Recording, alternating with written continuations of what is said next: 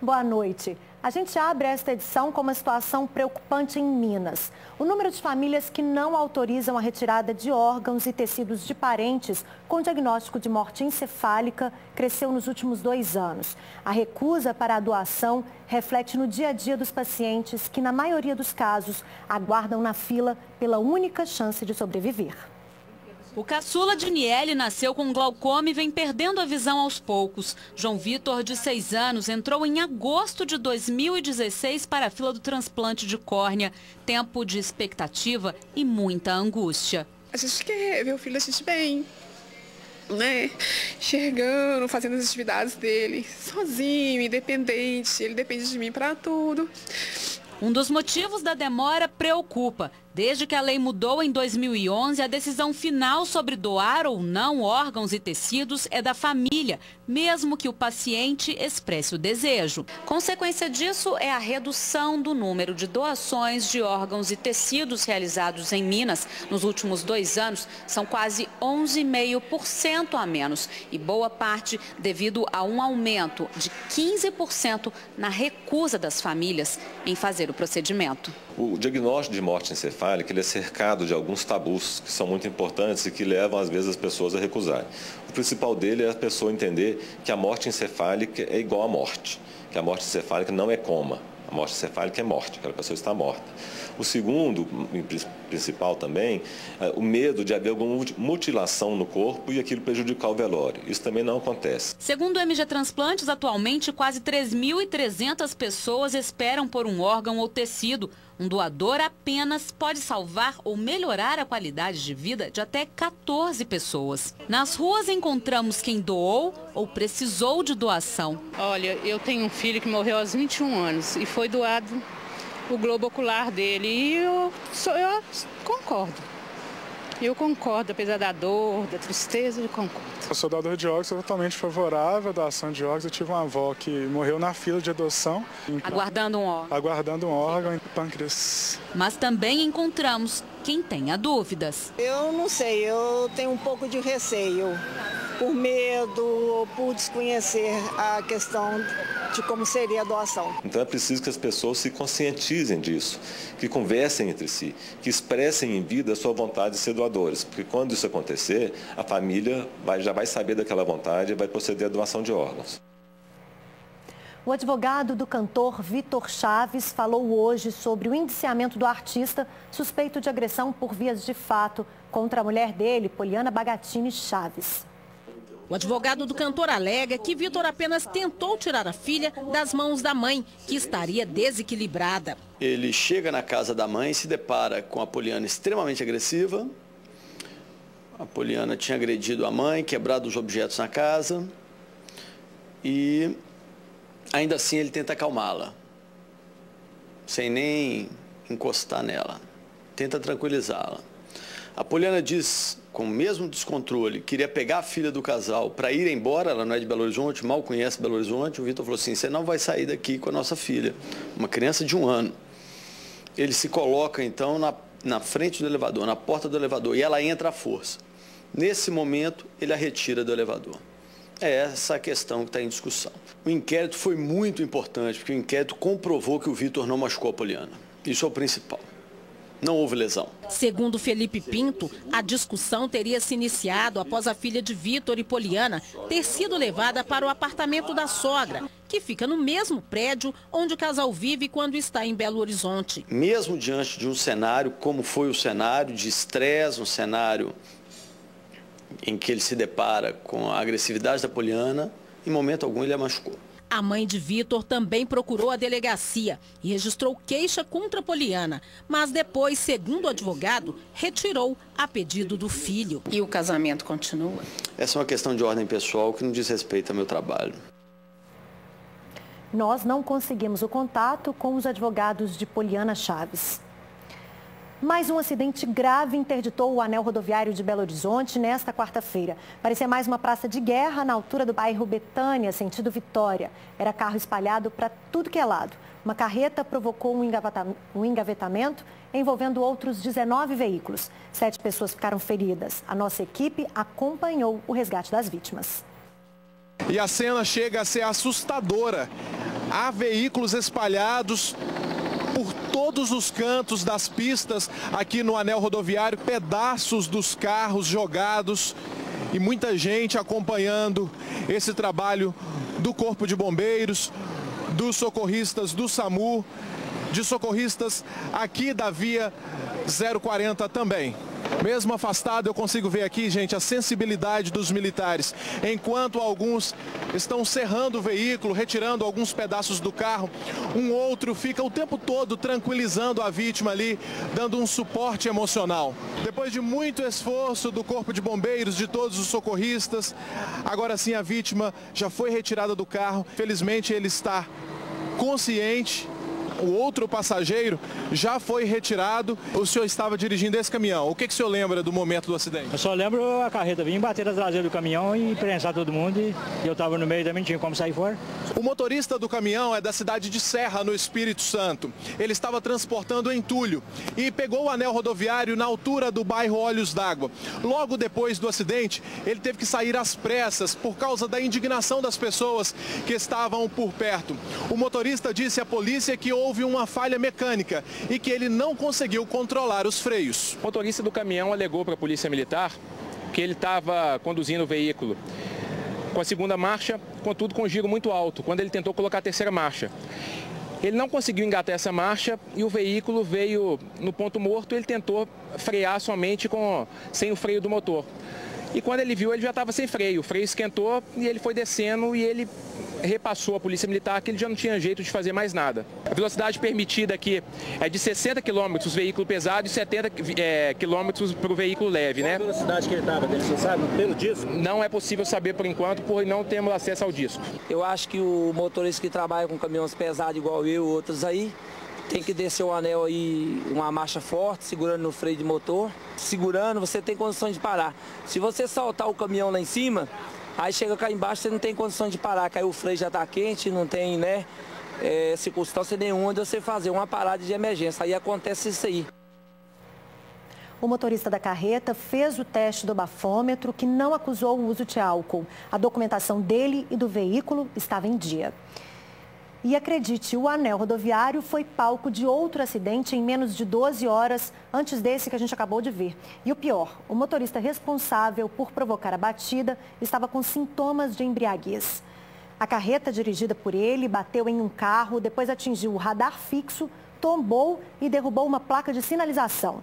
Foi na altura do bairro Maria Gorete, sentido Vitória. A carreta transportava peças de ferro que ficaram espalhadas na pista. Um longo congestionamento se formou no local ontem à noite.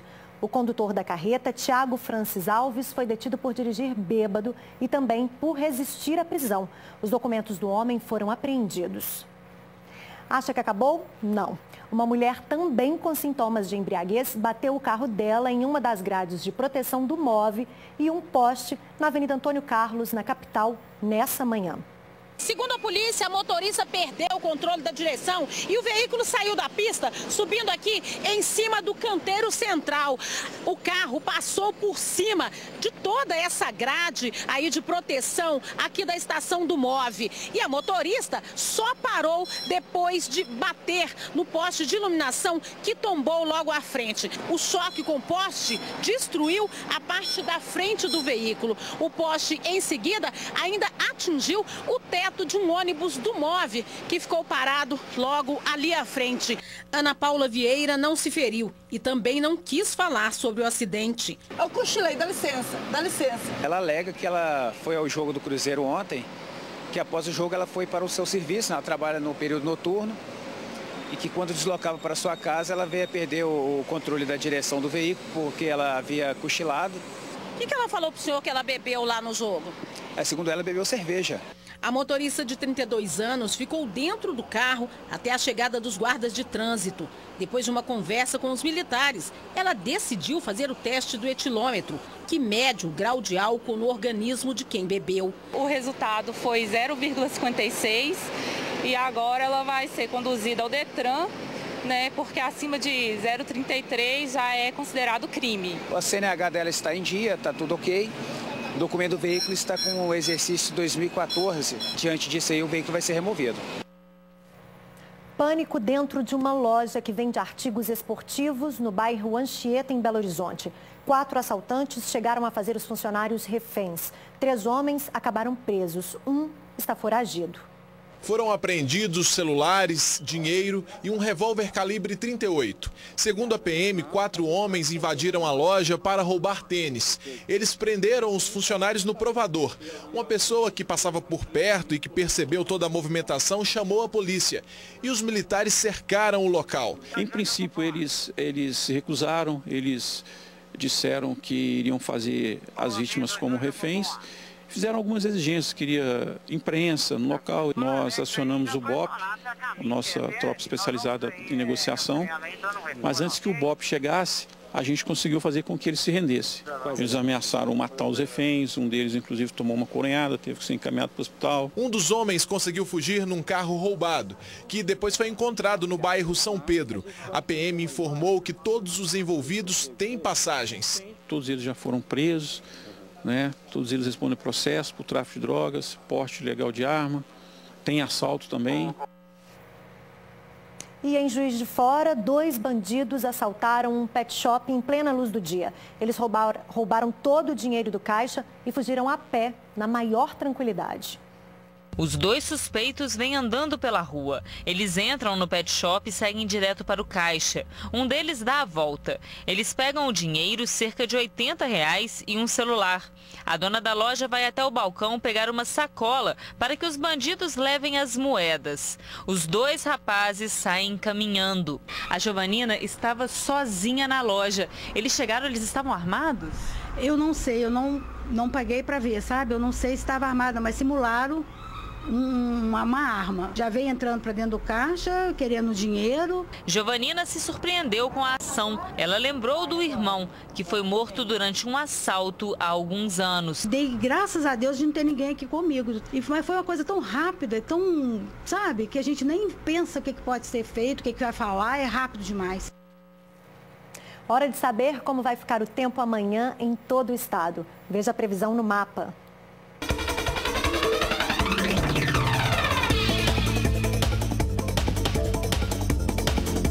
O céu fica parcialmente nublado, com pancadas de chuva isoladas no sul e Triângulo Mineiro. Nas outras regiões, o tempo fica ensolarado a parcialmente nublado.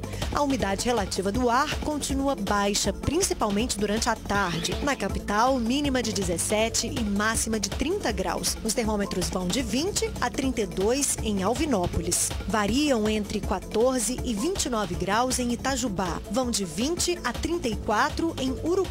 E em Divino, mínima de 19 e máxima de 32 graus.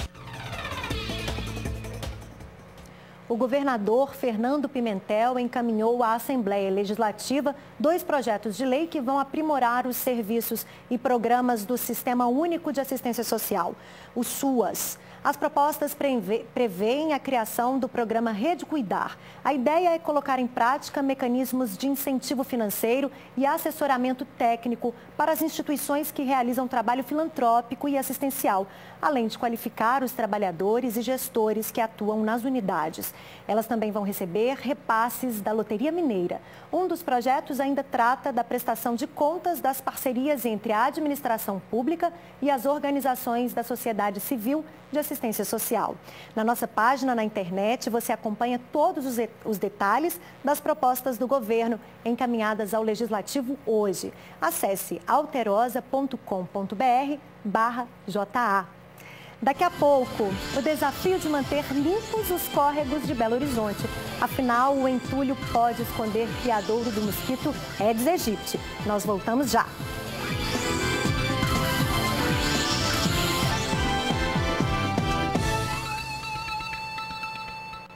A limpeza ainda é o melhor jeito de evitar o mosquito da dengue e de outras doenças. Em Belo Horizonte está prevista até agosto a retirada da sujeira às margens de mais de 60 córregos. A quantidade de lixo e entulho impressiona. O córrego do Cercadinho corta 5 bairros da região oeste da capital. A limpeza no local começou no início de março. 10 homens da SLU, a Superintendência de Limpeza Urbana, capinam e recolhem tudo que encontram às margens do córrego. Além de promover o conforto aos moradores ribeirinhos, a ação ajuda no combate aos focos do Aedes aegypti. A Prefeitura tem um contínuo trabalho de mobilização junto à comunidade, principalmente junto aos moradores ribeirinhos do córrego, procurando fazer essa conscientização, retirando todos esses utensílios para que não fique nenhum tipo de criadouro, possível criadouro do mosquito. Em cada dia de trabalho, os homens da SLU chegam a recolher cerca de 4 toneladas de mato e entulho. A maioria material como aquele ali, aquela pia, um prato cheio para o Aedes aegypti. E tem de tudo, viu? Colchão, poltronas de carro, lona e muito material plástico. Tudo que pode servir de depósito de água. E o mosquito da dengue adora. Fogão, geladeira, às vezes até carcaça, pedaços de carcaça de veículo, sofá, tudo. Você encontra de tudo dentro do córrego. Do outro lado ali, eles puseram até uma placa lá para não jogar lixo, mas o povo joga, né? A gente tem muito medo, teve muito casos de dengue, aqui no bairro, na região. Com as ações do município sendo realizadas, a espera agora é a conscientização da população. Porque uma andorinha só não faz verão. Às vezes eu faço a minha parte, mas se meu vizinho do lado não faz... Esse cenário que a gente viu aí reforça ainda mais a necessidade de ação coletiva da população, né? E daqui a pouco, Caixa antecipa saque do FGTS para nascidos em março, abril e maio. E você vai ver também a disposição de uma velhinha simpática e vaidosa que vive em um asilo do interior. Sabe qual é a idade dela? 111 anos. Nós voltamos em instantes.